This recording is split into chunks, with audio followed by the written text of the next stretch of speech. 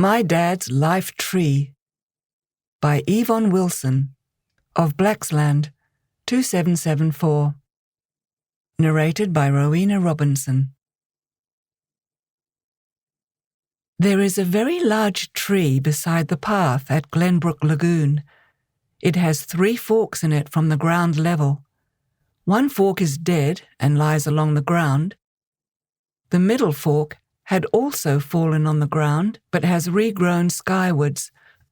The third strong healthy fork is growing on a terrible angle. The base of the tree has suffered devastating attacks. It has been scoured out and burrowed into. This tree is a metaphor for everyone who has successfully made it to the senior years. It has survived many attacks, yet it is still alive, thriving and shooting up to the sunlight, albeit at an angle.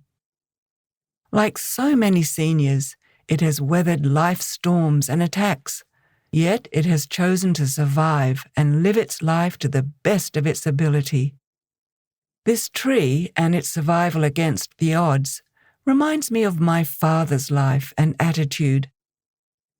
Reginald Joseph Fitzgerald was born in 1919 after the war to end all wars. He was the youngest of 5 boys. His father was a farm boy from Orange who had left home at 19 to find adventure fighting overseas in the Boer War. Reg's mother was a bush nurse from a farm in Cobar. His father was employed as a fettler on the railways. Their first home was in the country in a railway cottage at Jasper's Brush in New South Wales. At the centenary celebration of the school, I was fascinated and horrified to read the school records of punishments. It shows that Reg received the cane every day at school. This was when he was only 5 years old and received 5 cuts of the cane for such crimes as kissing girls, being late for school, wagging school. This was an attack on the development of a young tree. Next, the family bought a house in Wollongong. In 1929, when he was 10 years old, the Wall Street crash heralded the Great Depression, and 1/3 of Australian men became unemployed. His father took the 4 older boys back to his brother's farm at Orange, where he grew up. They subsisted on spaghetti and condensed milk, with the occasional rabbit. His mother ran the family home in Sydney as a boarding house. It was a major blow to Reg to be left behind, and he resented it. 10 years later, he had a trade as a bootmaker and married a girl from his church. She had a disturbing cough, according to his bush nurse mother. By the time she was diagnosed with tuberculosis, their baby girl Rose was born. The Second World War was underway, and Reg was sent to an army camp and assigned to make soldiers' boots. For fear of contagion, his wife was separated from her daughter and lived in a shed in her parents' backyard that had no windows. At that time, fresh air was considered the best treatment for patients with TB. Rose was raised by her grandparents and only saw her father on the weekends. Her mother died when she was 8 years old in 1950. Reg's in-laws, who were Rose's guardians, blamed him for the premature death of her mother. The tree of my father's life had received a major blow and carried these ongoing wounds. When Rose was 17 and Reg was 39, he married my mother, Lorna. Naturally, Rose resented this competition for his affection. At 19, she married and had the first of her 4 girls. My father delighted in each grandchild as much as he celebrated each of his own children's lives. My parents had 8 children in 13 years, 4 boys and 4 girls. Dad was always cheerful at home.